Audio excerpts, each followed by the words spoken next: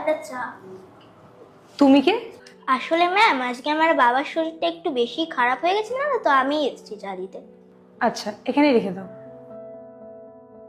Ma'am বাবা বলছিল আগের মাসের হিসাবটা ক্লিয়ার করে দিতে, কারণ বাবার শরীরটা একটু বেশি খারাপ হয়ে গেছে, তো বাবার জন্য ওষুধ কিনতে হবে। তোমার বাবার হিসাব? দেখো, আমার তো কোনো আইডিয়া নেই তোমার বাবার হিসেবের ব্যাপারে। আর তাছাড়াও তোমার বাবা তো এখানে নেই, তাহলে হিসেব কে করবে? আমি জানি তো ম্যাম, আগের সপ্তাহে ছিল 520, তার আগের সপ্তাহে ছিল 470, আর তার আগের সপ্তাহে ছিল 390। টোটাল মিলিয়ে হলো 1380। বাহ, ভেরি গুড। তুমি এত তাড়াতাড়ি কিভাবে ক্যালকুলেট করলে? আরে ম্যাম, ও বাড়ি থেকে ক্যালকুলেট করে এসেছিল হয়তো।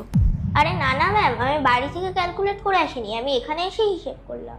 বেশি চালাকি করো না, হ্যাঁ? এত তাড়াতাড়ি কি করে কেউ ক্যালকুলেট করতে পারে? আরে করে নিয়েছে হয়তো, এটাতে এমন কি বড় ব্যাপার আছে? ম্যাম আপনি ওর বয়সটা দেখুন, এত তাড়াতাড়ি কেউ কি করে ক্যালকুলেট করতে পারে? আরে এমনও তো হতে পারে যে ওর মাইন্ড খুব শার্প, আরও ক্যালকুলেশনও খুব ভালো। আপনি এমন মানুষদের চেনেন না ম্যাম, এরা খুব চালাক হয়। এরা নিজেদের কথার জালে আমাদের ভাসিয়ে আমাদের থেকে টাকা হাতানোর চেষ্টা করে। আর আমিও কম চালাক না, ওকে এমনি এমনি টাকা হাতাতে দেবো না। এক মিনিট।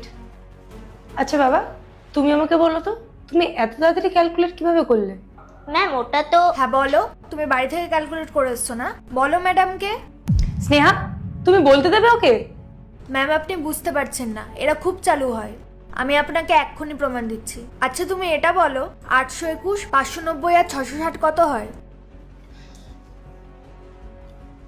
এক মিনিট স্নেহা, আমি নিজেও এখনো ক্যালকুলেট করতে পারিনি।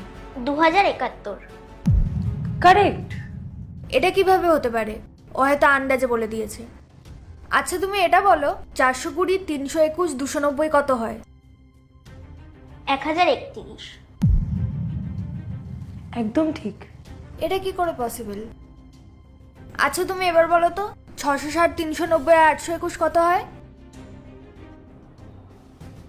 1871। দেখো, ও ঠিক বলেছে না ভুল বলেছে? তোমার কি এখনো কোনো কোয়েশ্চেন আছে, নাকি হয়ে গেছে সব?